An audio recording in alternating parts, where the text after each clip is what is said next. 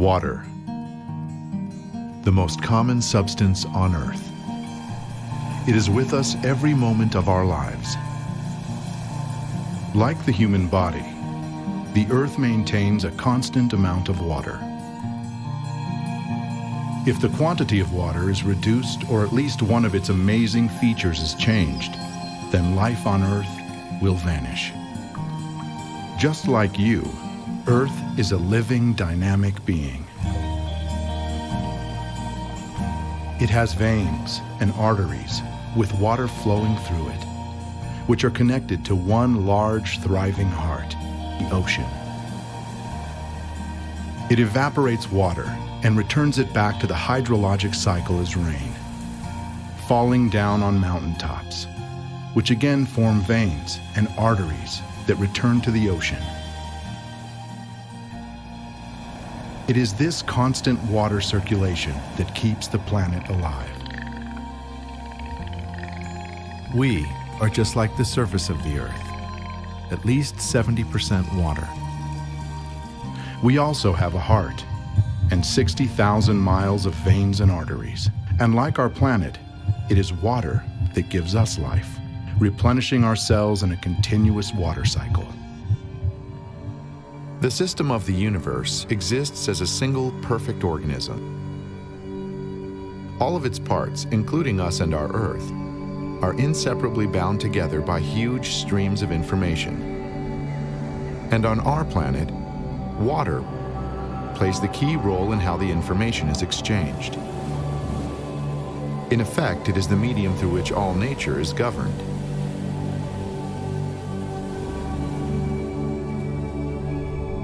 Our Earth is a giant container of water in which all forms of life arose, and every living thing is itself essentially a container of water.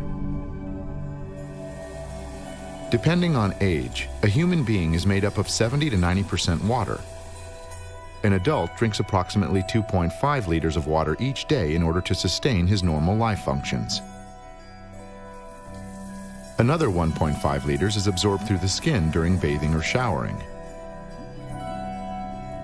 Science has not yet been able to answer the question of why water is the only substance on the planet that can exist in 3 states: liquid, solid, and gaseous. Why does water have the highest surface tension of all liquids? Why is it the most powerful solvent on Earth? And how, in defiance of the Earth's gravity, is water able to rise through the trunks of gigantic trees against tens of atmospheres of pressure?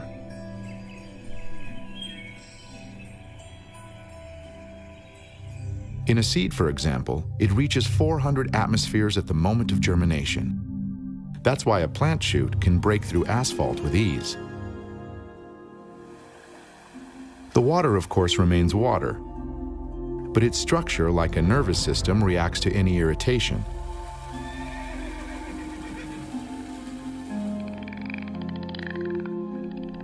The water molecule is a dipole. One end is charged more negatively and the other more positively. This is a well-known phenomenon.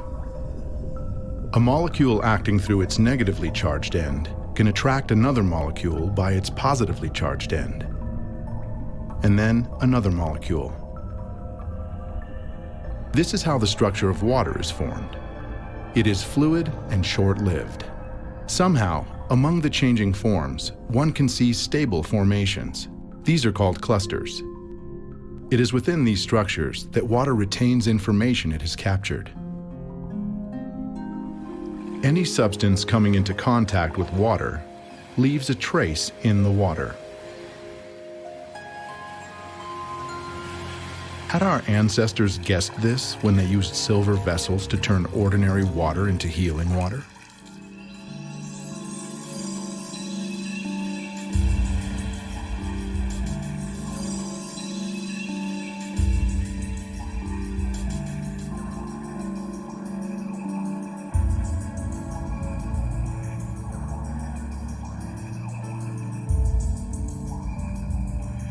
In the 1960s, in a closed laboratory in Germany, something inexplicable occurred.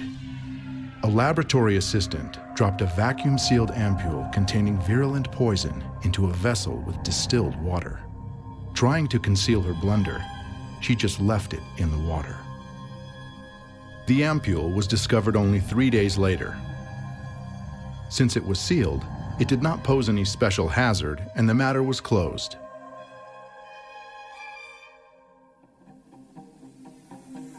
Later, the water was given to laboratory mice.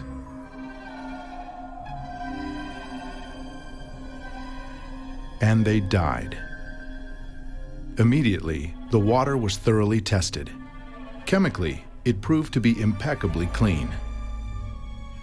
It meant that the water without direct contact with the poison somehow adopted its properties. In other words, it received negative information from the poison. A fantastic hypothesis was put forward, a hypothesis that could explain water's unpredictable behavior. Water has memory. Experiments done in many countries around the world have shown that water receives and makes an imprint of any outside influence, remembering everything that occurs in the space that surrounds it. It makes no difference where the water is located. If you transport water to outer space, it remains sensitive to what it encounters. NASA scientists discovered this when they released water in a low-gravity environment. If pure water is hard to make, is hard to get, and it's kind of reactive, it's very polar liquid, and so it tends to dissolve things and grab things, and they become what we call surface active. If you take a drop of oil or something like that, it won't do that. Ethanol or alcohol won't do that, but water is a highly contaminable surface. You fill up a water balloon, there was some junk on the mandrel that they used to make the balloon in the first place. That's on the inside of the balloon. That's instantly in the liquid. Now when you deploy that junk that's in the liquid then goes to the surface, and so it changes the surface properties somewhat. Water drops oscillate in reaction to the burst balloon membrane. It takes 45 minutes for it to stabilize and form a perfect sphere. Further experiments at low gravity allowed astronauts to study a sphere of water 75 millimeters in diameter with an air bubble inside. When water droplets were injected into the bubble, they created collision dynamics in action. Most of the collisions were created in a rebound or elastic fashion, bouncing off each other and the wall. But on occasion, an internal bubble would oscillate, and the momentum would carry it across the interface in a mass transfer. The structure of water means how its molecules are organized. We can see how water molecules join together into groups. Scientists came up with the idea that these clusters work as memory cells of a certain sort, in which water records the whole history of its relationship with the world, as if on magnetic tape. If you consider a cluster as a group of specific molecules, then it can survive only a short amount of time. But if you consider it as a structure whereby molecules can leave and other molecules come in, the cluster can last effectively for a very long time. The stability of the cluster structures confirm the hypothesis that water is capable of recording and storing information. It may be the single most malleable computer, it's like a computer memory. It's the memory of information. We must know how it is arranged. It is like the alphabet. If I give you the alphabet, you don't know a word, you don't know a letter, you don't know a sentence. So the molecular structure is the alphabet of water.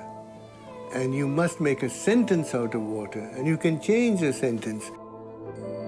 This leads us to the idea that information is either made up of water or exists in it. Like sculptures that have not yet been created are present in a piece of clay, so the images of all future living organisms were present in the water. Water merely brought to life a pre-existing conception, but for any process to begin requires an impulse.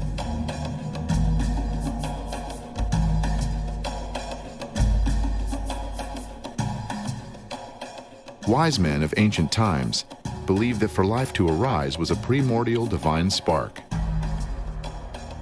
This spark imprinted in the water the sequence of future development. The entire course of evolution provides evidence of this. There are such animals, for example, jellyfish. Jellyfishes are 99.9% of water. And we, as biologists, study the left 0.1% of this jellyfish in order to understand how this bulk water, why it is alive. Probably this water is alive, and this 0.1% simply allows it to be alive. We ourselves, when we were newborns or when we were fetuses, we were 95 or even more % of water. We were already alive. I think that scientists should look more closely at how water interacts with their molecules. At a molecular level, it creates the structure of DNA. We wouldn't have the DNA helix without water. It creates the structure of proteins, so our bodies wouldn't work without the water. Water is a universal computer that reveals any biological program, and thus, water is the only thing that can change it. Water has a life cycle of its own, flowing from melting glaciers down steep mountain slopes. During the journey down, the crystal streams are filled with the energy of the sun. They absorb information about the properties of the soil, about the composition of minerals and rocks. The impressions of such water are full of fresh air.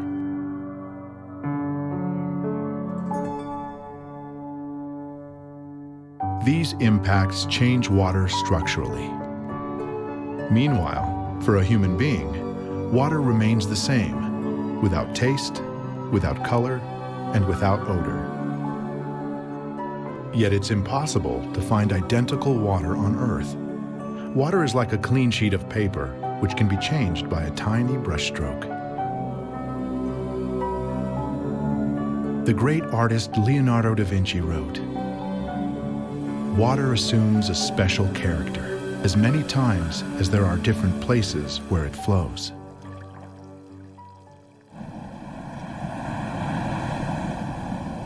On Okinawa Island in Japan, people live incredibly long lives. They suffer very few cases of common human diseases, such as diabetes, arteriosclerosis, and cancer. One of the explanations is that they drink water vitalized by the coral their island rests on. These natural bodies are not only stunningly beautiful, but also extremely long-lived. The most ancient of them are more than 600 million years old. The coral imprints the water with information about longevity, which is then passed over to the water medium of the human body, tuning it for long life. 75% of the human body consists of water. If the body loses 2% of its liquid content, we become thirsty. If it loses 10%, we start hallucinating. If the body loses over 12% of water, we die. In the language of the Pemon Indian tribe in Venezuela, Roraima is translated as the mother of all waters. A group of Russian biophysicists set out for this destination in January 2005 to collect a unique sample of water, which scientists say has never been in direct contact with human beings. Such water exists in only one place on Earth, in Venezuela.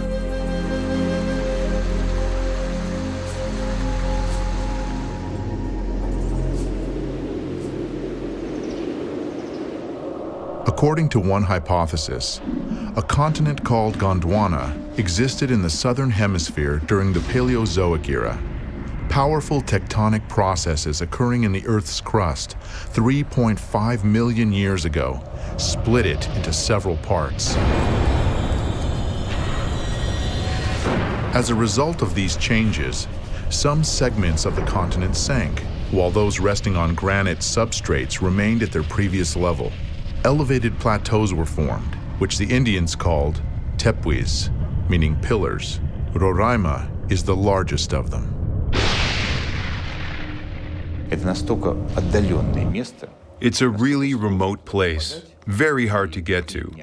3 days of travel through the savannah and then the jungles. Then you climb an 800-meter wall. It takes a certain amount of enthusiasm. Therefore, we can say that the water we have there is in a unique, virgin state. Воду в ее девственном, уникальном состоянии.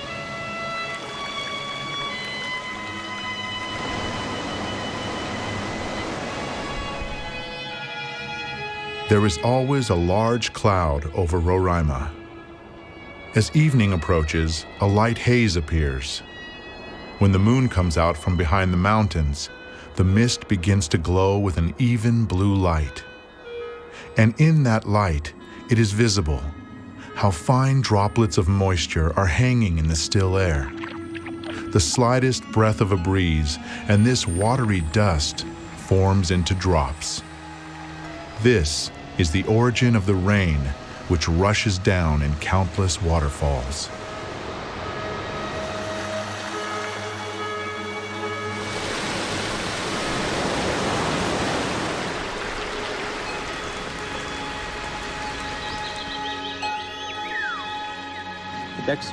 So today is January 30th, water collection number 16.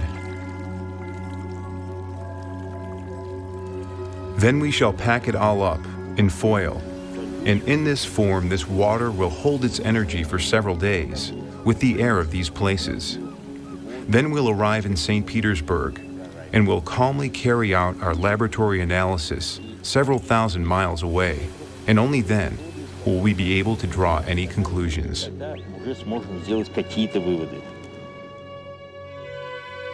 Professor Korotkov's laboratory has developed an instrument that can determine the energetics of water. It works on the basis of the Kirlian effect.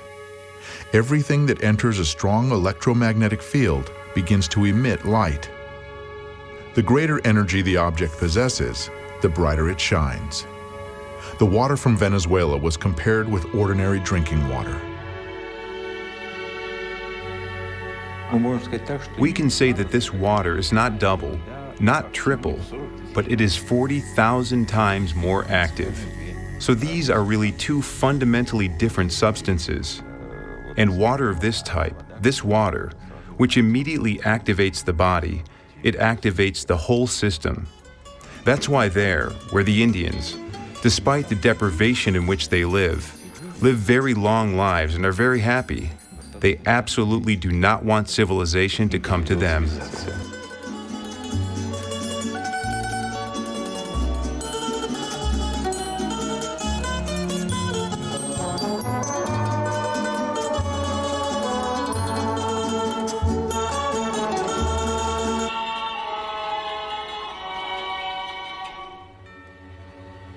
This water also had an effect on the science team, even though their visit to the area lasted less than a week.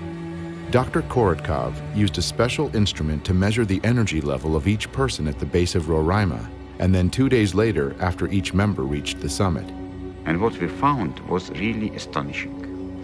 We found that for all members of the group, at the top of Roraima, their energy field tremendously increased. And they felt it. So now you see these are images of energy field of a person at the sea level, and you see it's a lot of breaks, it's very jagged, and it's a typical reflection of condition. And this is the same person, but at the top of Roraima, and you see dramatic difference.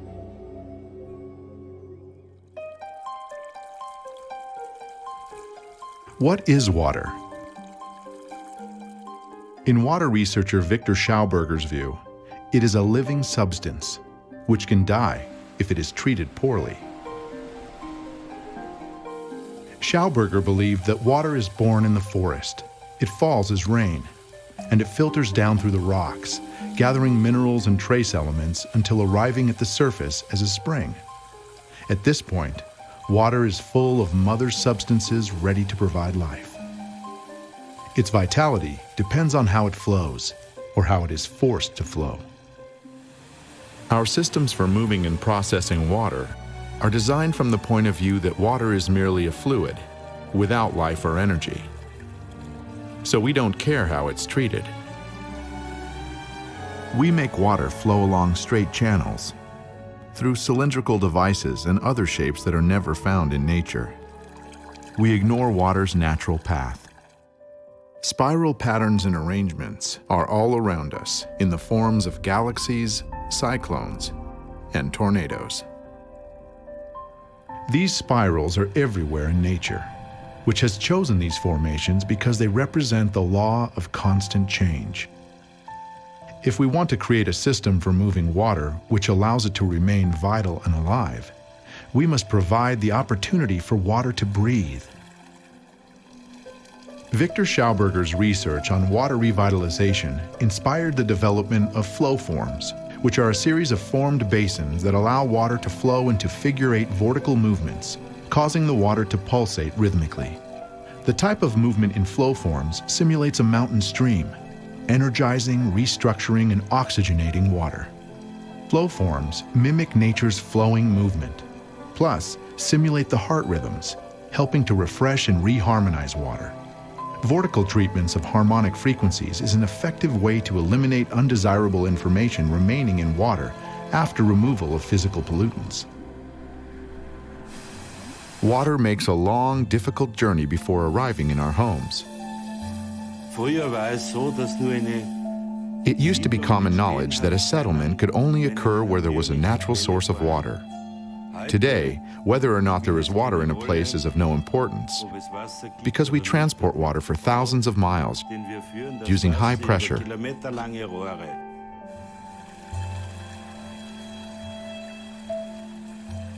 In nature, rivers and streams always flow along a smoothly curving course. But any water system has multiple right-angle turns.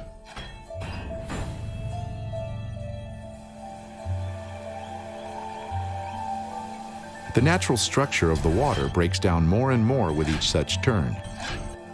Water from a water supply system which flows into our homes through pipes has various forms, crystals of various forms. But they are all deformed. That is, they may look like this. It can look like this or have these crystals and many other arrangements, but you won't see any symmetry or beauty.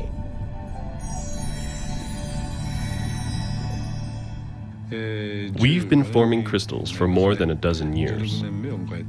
From our tests, we came to the conclusion that living water forms more hexagonal crystals, and less vibrant or dead water doesn't form hexagonal shapes. What concerns me is that water from any big city tends not to form beautiful crystals.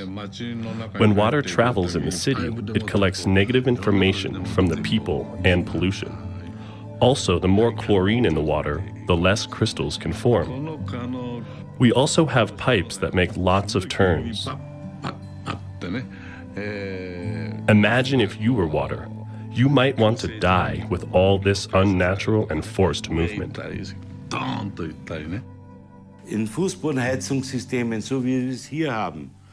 Water that flows in a floor-paneled heating system is devitalized and rotten. It sucks energy out of the people, plants, and animals living in that house. It actually steals the energy. It is well known that the water supply in many large cities is a closed-loop system. After undergoing aggressive chemical purification and passing through powerful filters, the water in these systems is returned to our homes, still remembering the chemicals and the violence it was subjected to. There are over 100,000 man-made chemicals, including pharmaceuticals, birth control pills, toiletries, and household cleaners. When the liver removes these toxins from our body, they get flushed down the toilet, where they then go into the sewer, where many pass intact through our sewage treatment facilities and filters, and are recycled back into our municipal water system for us to consume once again.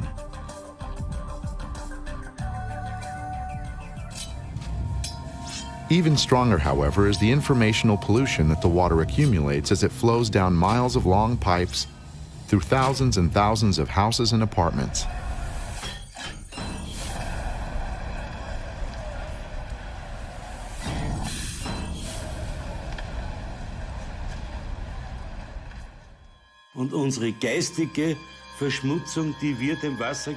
We pollute water spiritually, and this happens on a huge scale. Why? The water adopts all of the hatred, all of the malice, the stress. The water is almost dead by the time it enters our body.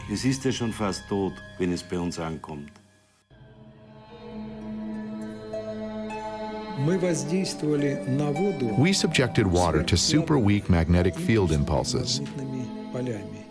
These fields are tens of thousands of times weaker than the Earth's natural magnetic field. Fish were introduced into water that was treated in this way, and the fish soon produced an unusual hatch of small fry. They differed radically from the other fish to which they were related, though they looked as much alike as twins.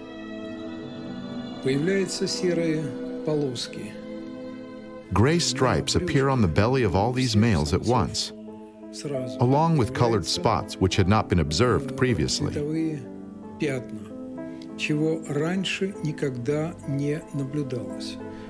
These are called phenotype changes. And it is of fundamental importance that these changes appear not in just some of the treated fish, but in all of them at the same time. The experiment resulted in changes not only on the outward appearance of the fish, but also in their behavior. They began to react to outside stimuli in the same way. It was as if the whole school had acquired a collective mind.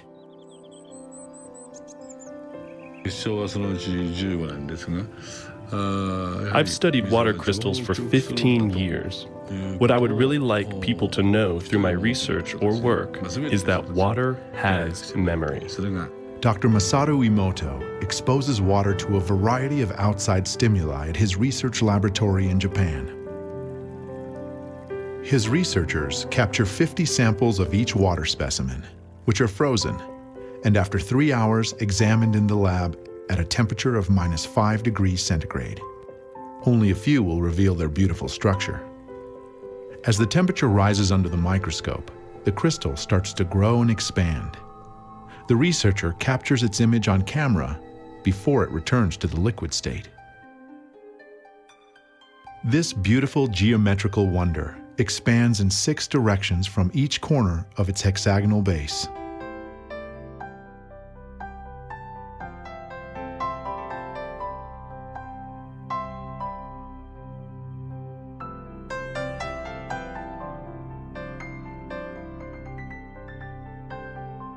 A lateral view reveals a protrusion that appears at the tip of the cone.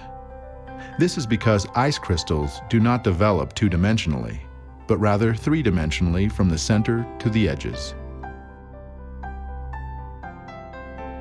Water from natural sources, unlike tap water, provides a wide range of crystalline formations. This allows us to peek into the life and health of water. Living water, in good condition, produces beautiful hexagonal crystals, as we see in these pictures.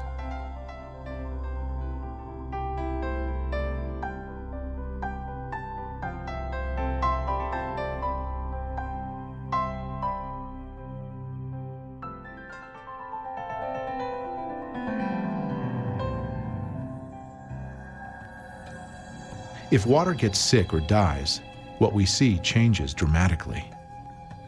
We can see how water reacts to a computer, a television set, to hard rock, a microwave oven, a cell phone. The basic principle in the universe is vibration, and vibration can be created by the principle of resonance.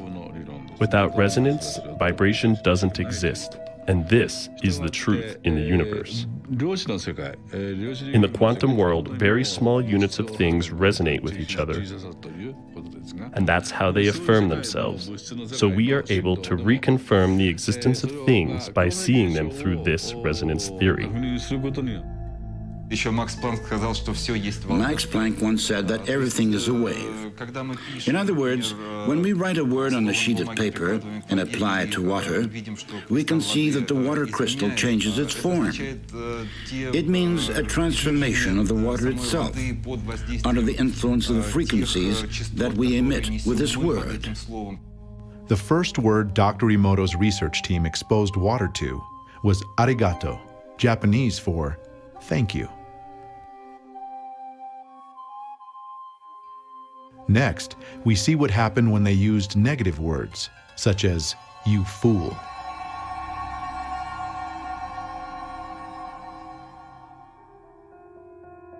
Words of beauty create beautiful crystals. Gentle words manifest delicate crystals. In crystal form, water reflects the power of intention behind our words.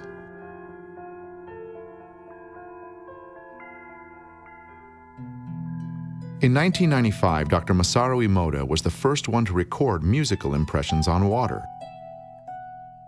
In Dr. Emoto's laboratory, they presented water with different types of music, after which they froze the water and then under the microscope could clearly see the crystals that the water had formed.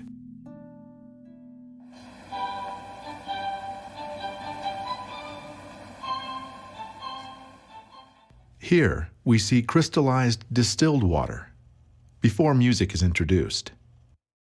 And now the transformation when it is exposed to Mozart.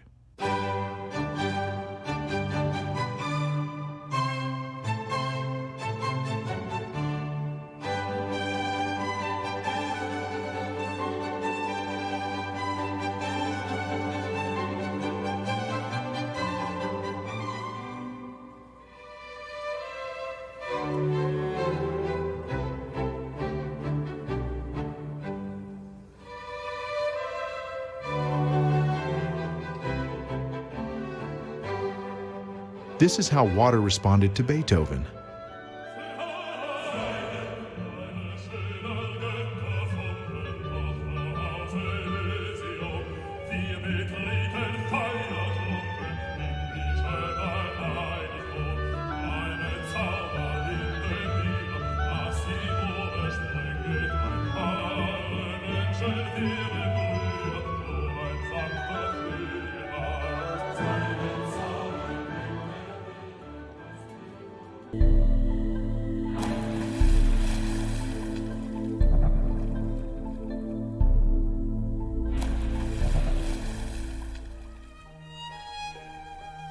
Other well-known examples of water's hexagonal geometry are snowflakes.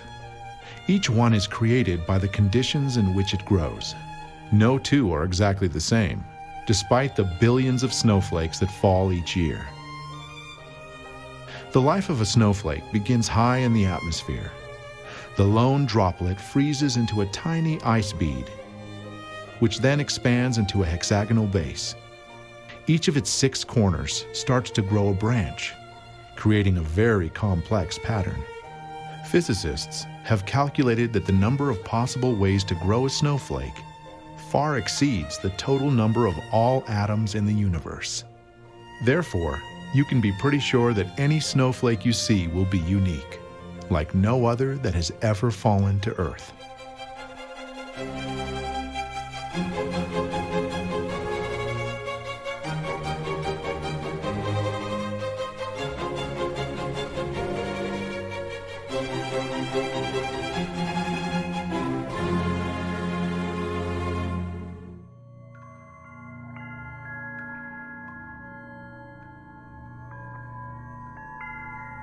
This is a water droplet.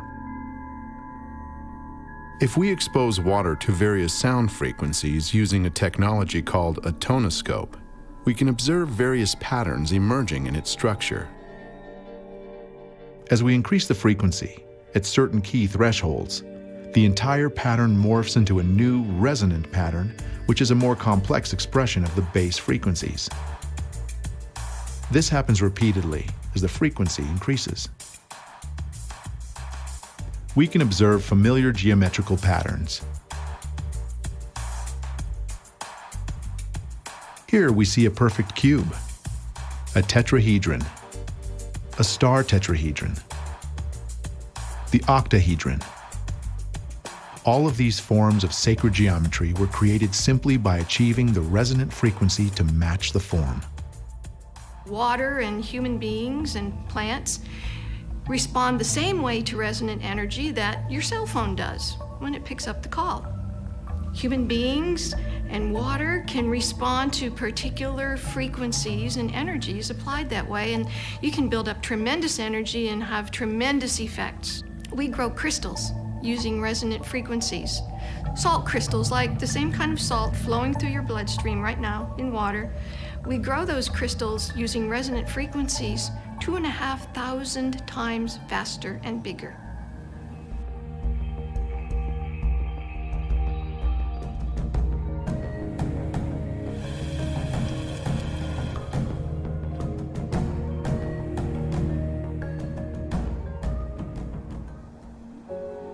Water perceives every change in thought or mood. The brightest of these vibrational currents is created by love. The power of this emotion is reflected in the word itself. Our mind is related to our central nervous system.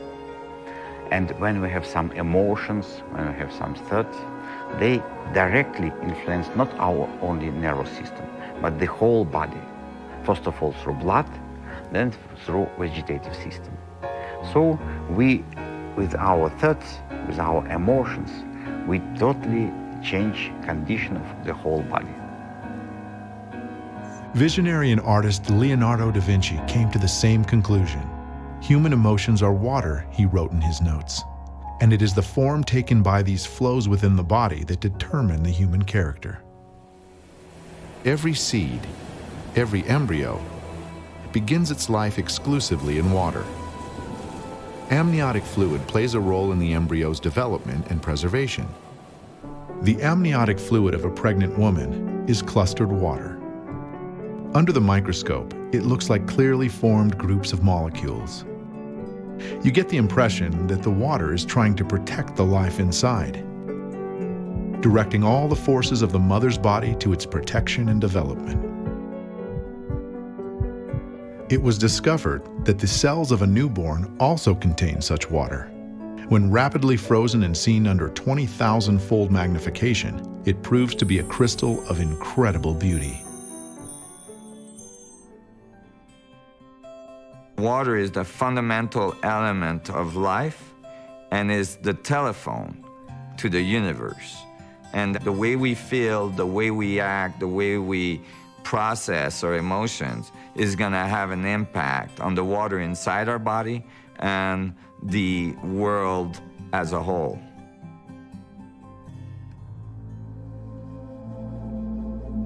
Dr. Emoto conducted another groundbreaking experiment. He placed rice in 3 glass beakers and covered it with water, and then every day for a month he said thank you to one beaker, "You're an idiot" to the second, and the third one he completely ignored.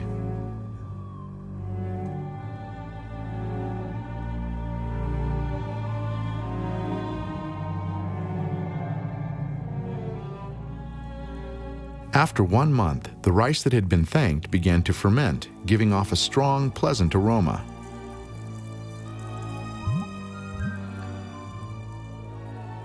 The rice in the second beaker turned black, and the rice that was ignored began to rot. Dr. Emoto feels that this experiment provides an important lesson. The worst rice samples is the one that was ignored. The same can be said in our daily lives when dealing with children. Ignoring children is the worst thing we can do. Even if we have to scold them occasionally, communication is very important. We should always converse with them and encourage them. Ignoring them causes the greatest harm. In this experiment, Dr. Emoto's researchers used a glass of Tokyo tap water, which seems to be unable to form crystals, and performed a test.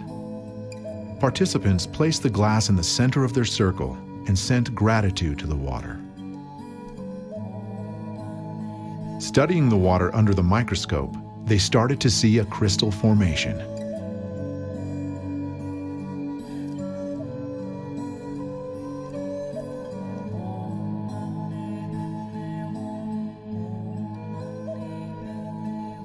Increased magnification showed the symmetry of the crystal, revealing how the tap water was transformed by the gratitude sent by the group. The crystal continued to grow, expressing the energies received. The tap water from Tokyo finally produced a beautiful crystal.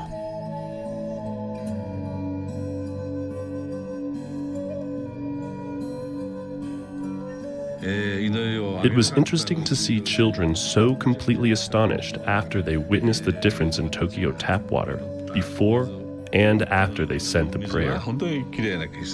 Their mothers were kind of skeptical before this experiment. But afterwards, they said, "We really have to believe it." Scientists in the field of electrophoton imaging were conducting experiments measuring the energy of water here in the United States. To establish a baseline, a drop of water from a test glass was suspended above electrodes, where it was photographed using a fiber optic camera. The research team then took the same glass of water and performed an experiment in the power of intention. Participants focused on the water, sending positive thoughts and a healing chant.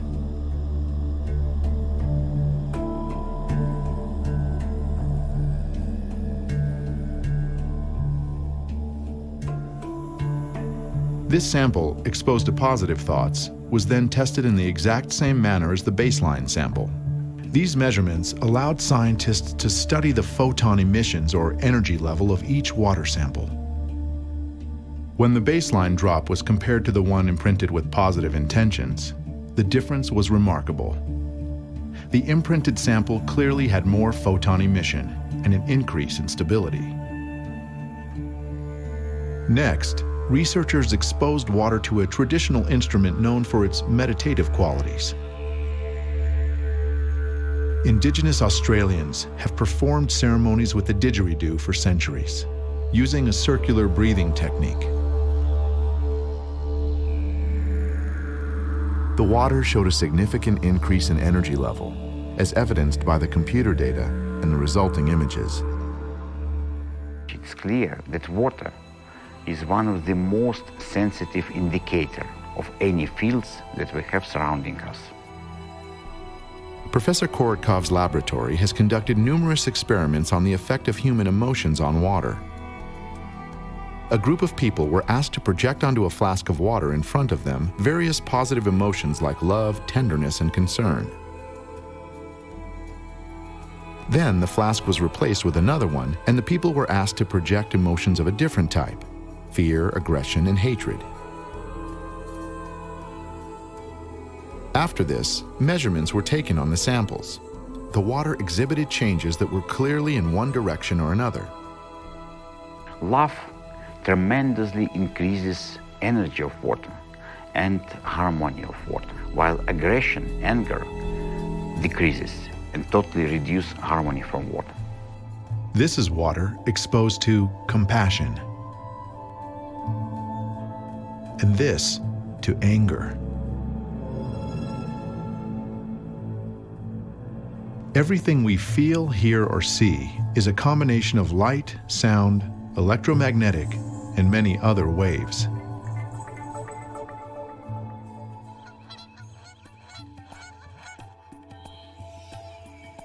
Every life form, be it a germ, an insect, animal, or human being, perceives them differently.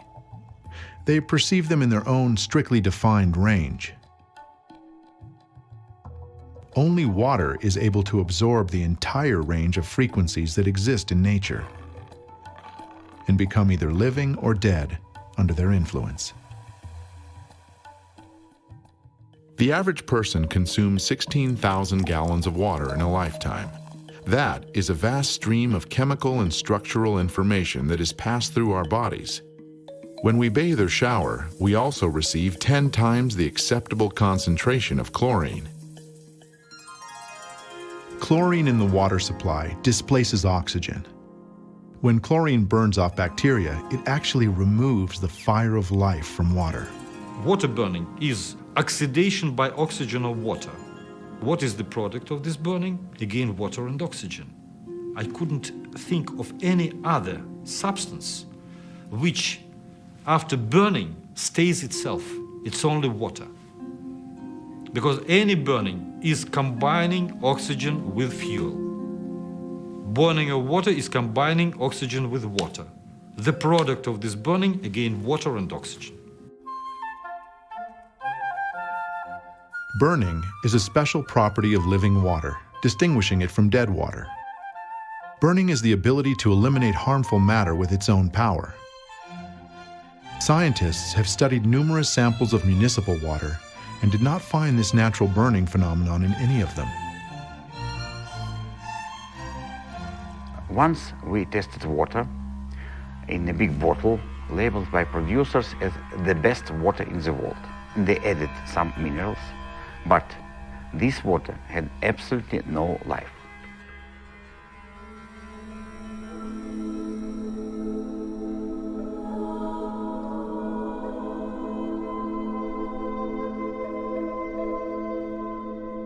Glass, those are silicon. This is natural element of the earth. And water interacts with this element in our nature. Plus, the wall of a glass, it's smooth. So water being nearby this wall, it becomes more harmonized. So water can be kept in glass bottle, in principle, an infinite time. That is absolutely different. This is plastic. So this is chemicals. And chemicals, they penetrate water slowly. Plus, the wall, it's not smooth. So water being nearby plastic surface becomes more and more chaotic. Most likely, people do not sense any particular difference between naturally pure and artificially purified water. But any animal will always choose water from a spring, because this water is loaded with natural energies.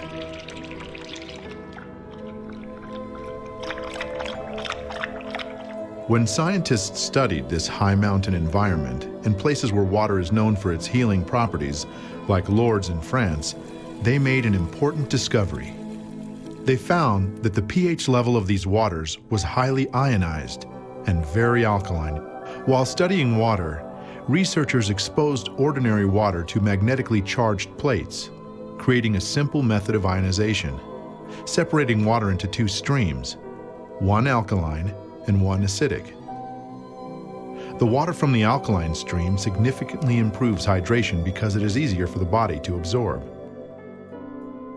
Water from tap or bottled sources is usually clustered in groups of 11 to 16 water molecules. During ionization, the water molecules are reduced to only 5 to 8 molecules per cluster. The percentage of oxygen increases significantly, which can be almost double the amount of tap or bottled water, allowing the body to maintain a proper pH balance. Our lifespan is directly proportional to the amount of antioxidants we have in our body. And water is an important carrier of antioxidants. If you drink water that has large quantities of hydrogen, along with the right surface tension and right mineral content, then it will slow down the aging process. It will keep our mitochondria from dying, which provide us with the energy of life. And so we can expect to live longer. Essentially, it is said that we should live to be about 120 years old, and we often die long before that. So no one really dies of natural causes if they die younger than that. They die of dehydration. What is acidic pH? What is acid? Acid is devoid of electrons, free electrons. What is alkali? Alkali is full of electrons. So our body should be slightly alkaline. What it means? It means that our body should contain enough electrons, or hydrogen atoms, if you like, which will combine with oxygen. If we are acidic, then oxygen flows in, flows out, unused. If you don't have fuel, oxygen is useless. pH is a very important factor in overall health. To stay in balance, the body has to maintain its pH level because we're continuously generating acid wastes. When we eat, nutrients are transported to our cells and then burnt with oxygen, resulting in waste products that are almost always acidic. In a healthy body, our blood would pick up these wastes and carry them through the liver, kidneys, colon, or skin before removal. But worry, poor sleep and food choices, and environmental challenges limit our body's ability to remove acidic waste quickly enough. So the body compensates and transforms acidic waste to solid waste, storing the solid waste in less dangerous areas like arteries and especially fat tissues.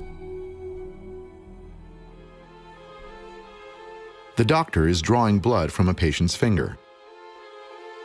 Using a special microscope, we shall be able to see the condition of her body from this drop.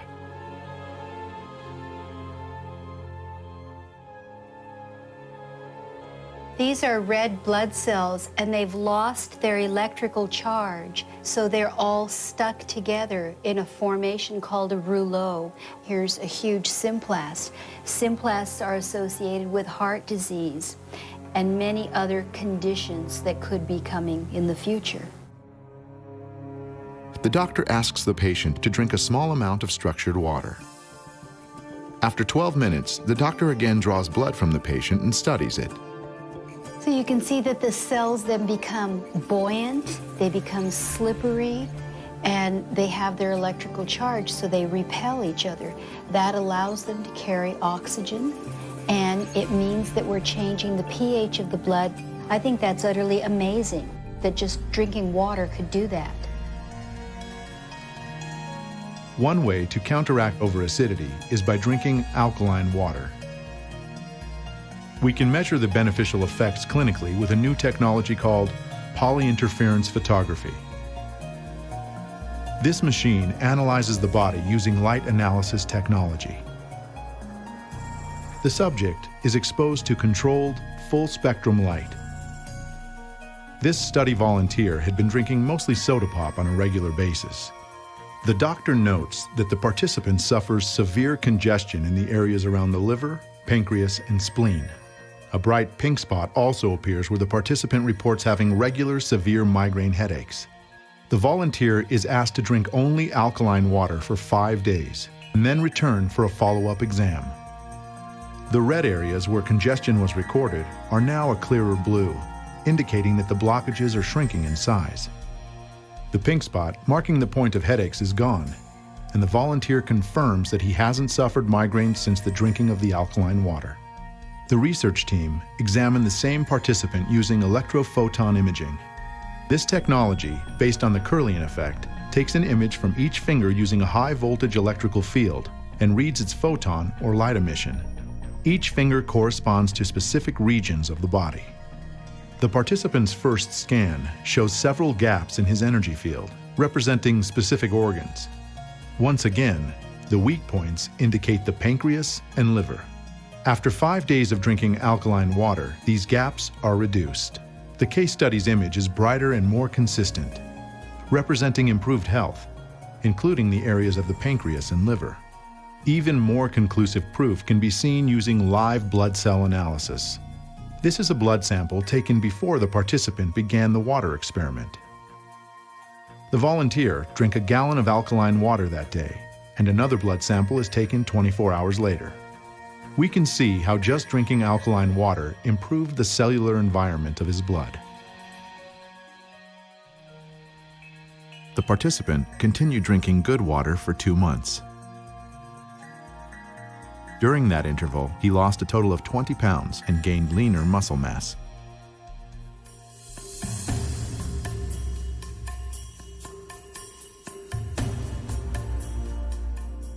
One theory of how to increase hydration of cells is to remove the dissolved solids from the water using distillation or deionization. This may allow the water molecules to more easily enter the cells.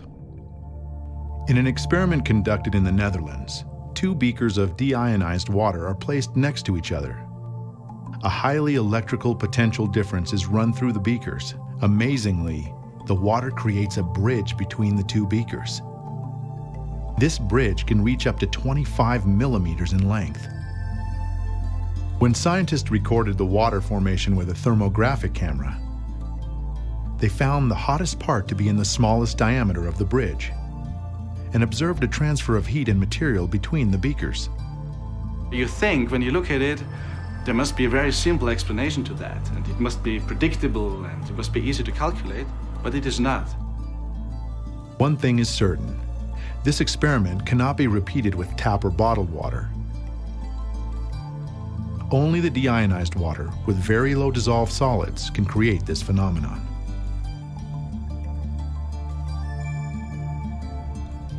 The interaction of water and electricity is so basic, and it's everywhere around us. If you look at the clouds or the thunderstorm, it's water and electricity that one might think that scientists understand this completely.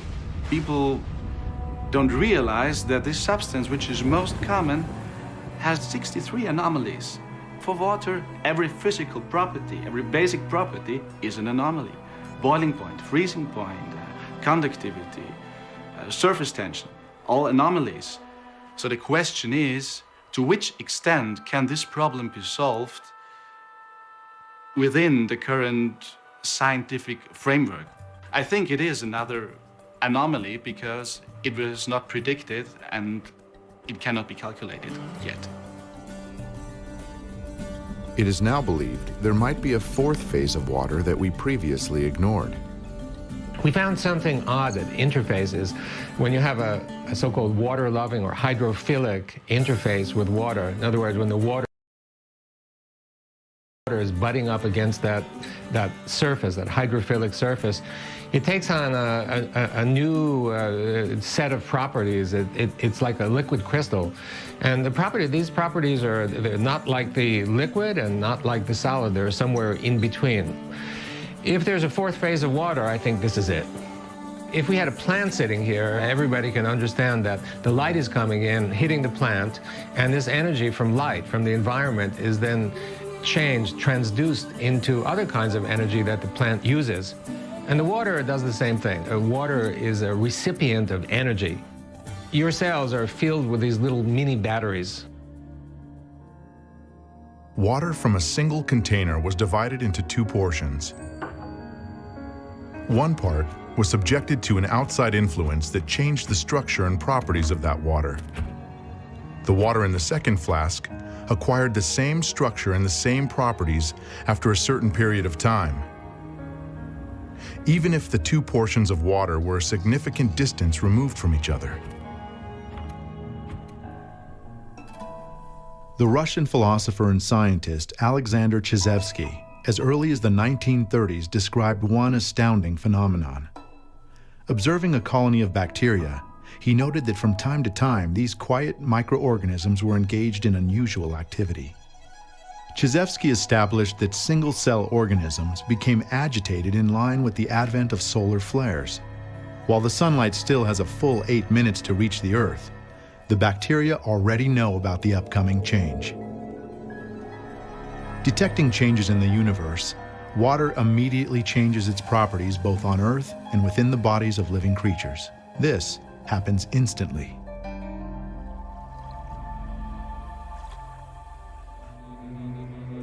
In the world's religions, Christianity, Islam, and Judaism, it is the practice to recite a prayer before taking food or to consecrate the food during major religious holidays.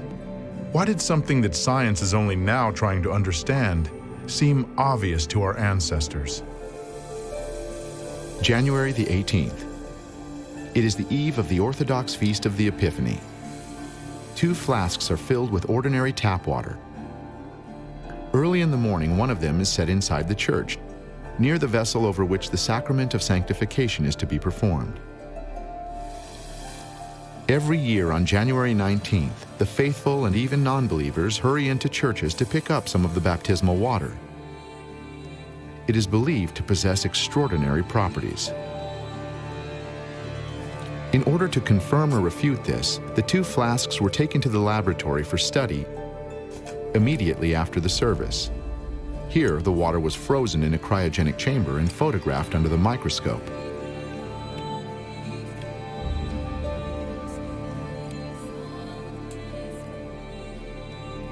The crystals of the tap water looked like a chaotic, diffused spot.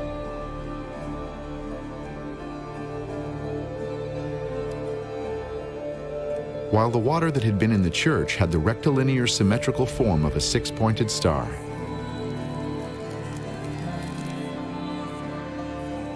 There was a fabulous experiment done at McGill University in Canada a few years back in which the goal was to see if water that had been prayed over and blessed would stimulate the growth of young seedlings more than plants that were watered with water that had not been blessed through prayer. Sure enough, the plants that received the water that had been prayed over and blessed had a more vigorous growth rate. Over and over, we see around the world where water seems to play a major role in healing. We know that water is a recorder of frequency. And we also know from a great deal of evidence that thoughts create a frequency, and that water is a recorder of those frequencies. People are mostly water. Food is mostly water. Anything alive is mostly water. So if all of these things are picking up and embedding our thoughts, what is it we are thinking? From all this research, I can give you very simple advice. If you go to lunch or dinner, please never ever sit with people who are in aggressive mood, in bad mood. They can totally spoil your food, and it will have very negative effect on your health. How a person handles water. If he approaches the water with good thoughts or blesses it and says thank you to it, the quality of the water will improve, and the water will have a positive effect on a person and his body. If you go to Bible, if you go to Rig Veda, or if you go to other sources of the origins, it turns out very interesting thing, water was not created.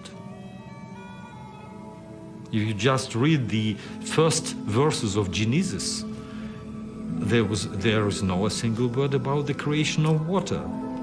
And all other religions talk about water as non-created. And here is the major mystery, to which science will never give the answer. No matter the faith, a person must be clean to stand before the Creator. Water is an intermediary that connects humans with their source. The Jews have ablutions and mikvahs. The Muslims wash before ritual prayers. In Christianity, water is the foundation for baptism. There have been many wars based on religious grounds in human history, but sincere prayers from any major religion can have a positive effect on water. From my experience, any positive information being given to water, such as mantras or words from holy books, no matter the religious faith, or beautiful crystals. The Christian prayer. The Buddhist prayer. The Muslim prayer. By the summer of 1991, Israel had had no rain for 2 years. The water in the country's only freshwater lake, Lake Kinneret, had fallen 15 centimeters below the critical level. Then, 10,000 Israelis gathered at the Wailing Wall to pray for rain. On the third day, rain came down on the country in torrents. Many people explain this fact as simple coincidence.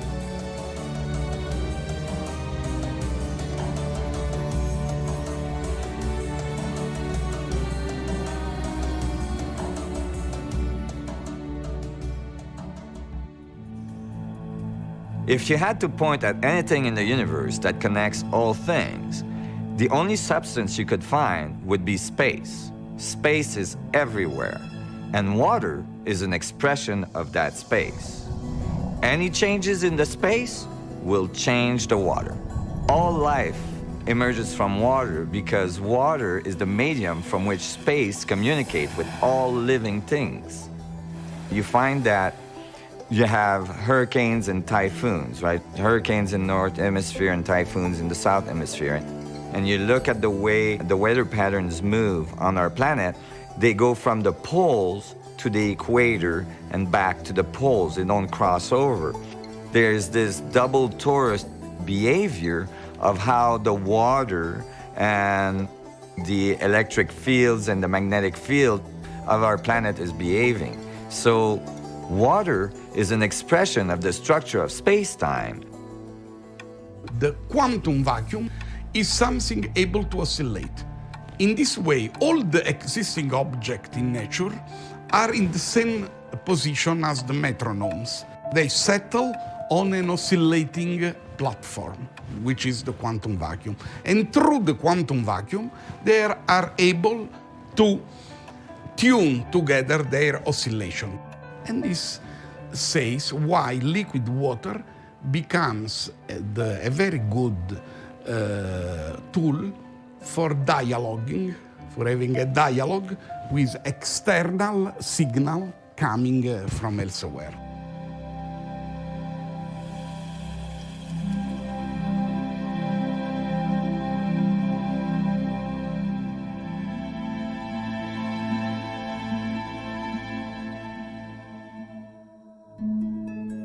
In the 13th century, an Italian mathematician known as Fibonacci, while observing various natural phenomena, discovered the golden ratio, an infinite sequence of numbers, every one of which was the sum of the two preceding numbers. Dividing any of the smaller numbers of the sequence by the neighboring greater number, we shall always get approximately 0.618. Creating his paintings, Leonardo da Vinci used a special principle of structural perfection. He called it the golden section, where the ratio of the greater part of the section to its smaller part and the ratio of the whole section to its greater part was equal to 0.618. Long before that, in the 6th century BC, Pythagoras, the philosopher and mathematician of ancient Greece, discovered this ratio in geometry. Years before that, we can find that ancient Egyptians made reference to the same thing. They called it the divine essence. Does this mean that Pythagoras, Fibonacci, and Leonardo da Vinci, as well as many other men of genius, had knowledge of special laws of harmony, which form the basis of all things perfect in this world?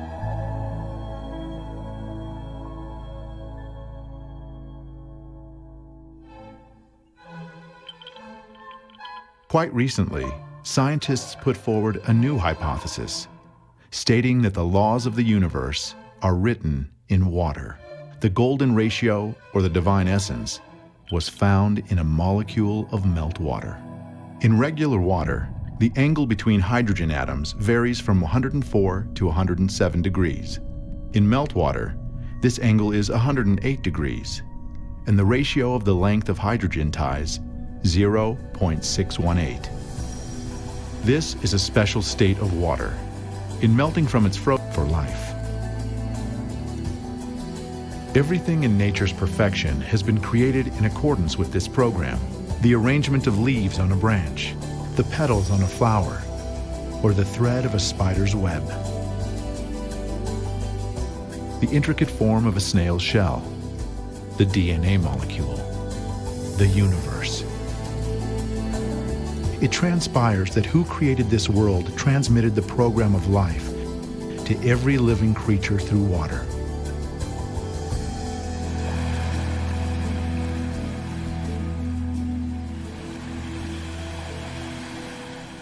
The phenomenon of structural memory enables water to take an impression of everything that happens around it and to connect all living systems together. And each one of us is a link in an endless chain of this transfer of information. But in addition, each of us is also a source of information. Every one of our actions, a thought, an emotion, an uttered word, separates from us and becomes part of the overall informational environment. Informational dirt is poisoning the water, accumulating layer by layer in its memory. If that process was to continue endlessly, the water would lose its ability to support life. But it is endowed with a self-cleansing capacity. This occurs at the moment of phase transition, when it evaporates and then condenses and falls as rain, or when it melts from its frozen state, shaking off the informational grime. Water always preserves its secret, that is, the program for life. All the information about life is contained in water. If we destroy this information, we shall destroy ourselves.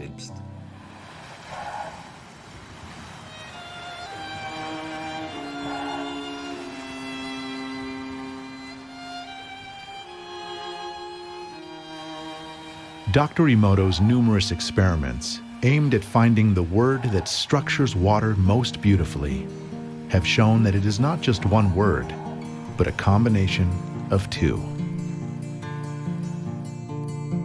Love and gratitude.